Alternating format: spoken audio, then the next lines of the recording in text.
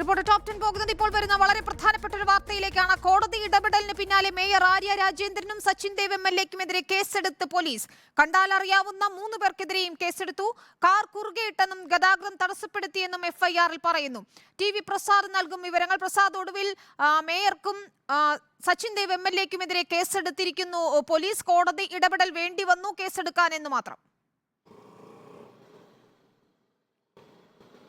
വിനീത പറഞ്ഞതുപോലെ മേയർ ആര്യ രാജേന്ദ്രൻ, ഭർത്താവും MLA-യുമായ സച്ചിൻ ദേവ്, മറ്റു 3 പേർ, ഇങ്ങനെ 5 പേർക്കെതിരെയാണ് തിരുവനന്തപുരത്തെ കണ്ടോൺമെന്റ് പോലീസ് കേസ് രജിസ്റ്റർ ചെയ്തിട്ടുള്ളത്. നമുക്കറിയാവുന്നതുപോലെ ഏപ്രിൽ 27 നടന്ന സംഭവമാണ്. പാളയത്ത് സാഫല്യം കോംപ്ലക്സിന്റെ മുന്നിൽ വെച്ച് KSRTC ബസ്സിന് കുറുകെ കാർ നിർത്തിവെച്ച് ഗതാഗതം തടസ്സപ്പെടുത്തിക്കൊണ്ട് ഡ്രൈവർ യദുവിനോട് തർക്കിക്കുകയായിരുന്നു.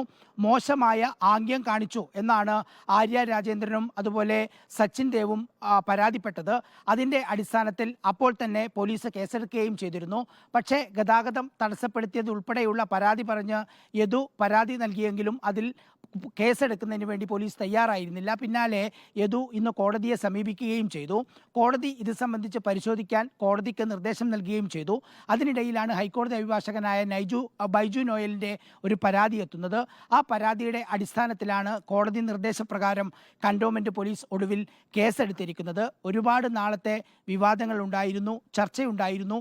അതിനൊടുവിലാണ് ഇപ്പോൾ ഇങ്ങനെയൊരു പ്രധാനപ്പെട്ട കേസ് കണ്ടോൺമെന്റ് പോലീസിന് രജിസ്റ്റർ ചെയ്യേണ്ടി വന്നത്, അതും കോടതി നിർദ്ദേശത്തെ തുടർന്ന്. വിനീത, ശരി, ഏതായാലും മേയറുടെയും സച്ചിൻ ദേവ് MLA-യുടെയും ഉൾപ്പെടെ പ്രതികരണങ്ങൾ നമുക്ക് തേടേണ്ടതുണ്ട്. കാർ കുറുകെയിട്ട് ഗതാഗതം തടസ്സപ്പെടുത്തി തുടങ്ങിയ വകുപ്പുകൾ ചുമത്തിക്കൊണ്ടാണ് ഇപ്പോൾ FIR രജിസ്റ്റർ ചെയ്തിരിക്കുന്നത്. നേരത്തെ യദു പരാതി നൽകിയിരുന്നെങ്കിലും, KSRTC ഡ്രൈവർ യദു പരാതി നൽകിയിരുന്നെങ്കിലും കേസെടുത്തില്ല. പിന്നീട് ഹൈക്കോടതി അഭിഭാഷകൻ ബൈജു നോയലിന്റെ പരാതിയിലാണ് ഇപ്പോൾ കോടതി നിർദ്ദേശപ്രകാരം കേസെടുത്തിരിക്കുന്നതെന്നാണ് TV പ്രസാദ് തിരുവനന്തപുരത്ത് നിന്നും റിപ്പോർട്ട് ചെയ്യുന്നത്.